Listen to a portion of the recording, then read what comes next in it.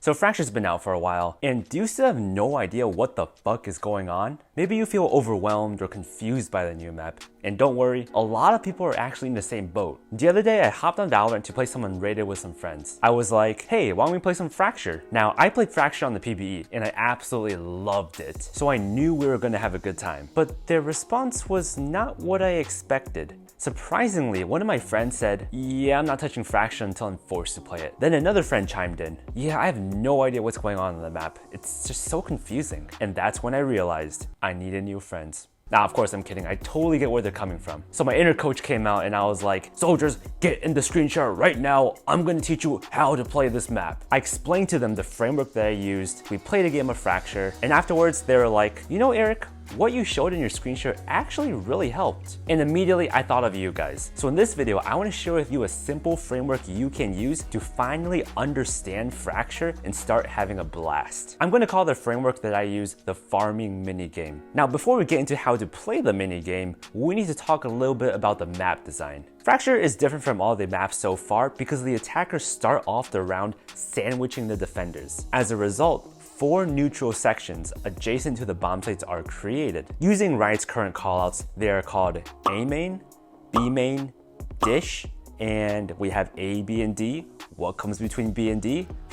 Obviously, arcade. And each neutral section contains an alt orb. That means there are 4 alt orbs on the map every single round. Like, that number is unheard of. That's twice the amount of alt orbs compared to every single map so far. So with so many of these orbs placed in these neutral areas, it's obvious that Riot wants you to be farming these orbs. You know, I feel like orbs are something that you would mine and not farm.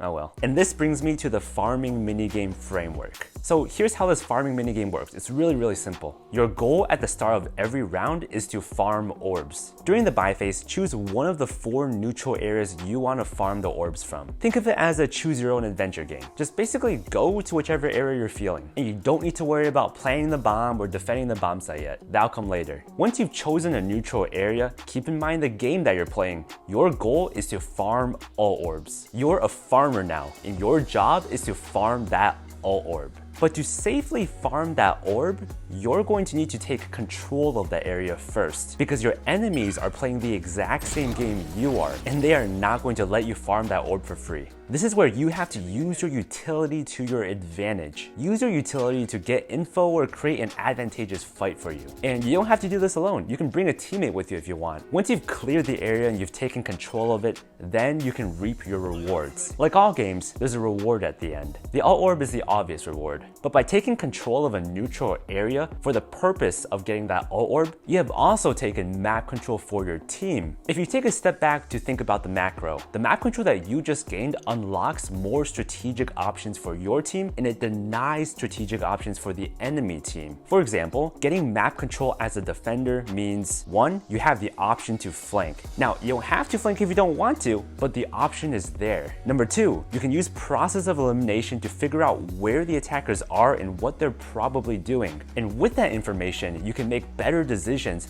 as to how you're gonna rotate or how you're gonna respond. And number 3, getting map control as a defender means that attackers can't do a split execute on the site that's adjacent to the neutral area you're controlling, meaning it's easier for you to defend the site and harder for attackers to take it, since now they have more angles they need to be worried about. On the flip side, getting map control as an attacker means 1, you eliminate the possibility of a defender flank, or if they can flank because there are some neutral areas that you and your team aren't controlling, their flank will be super obvious.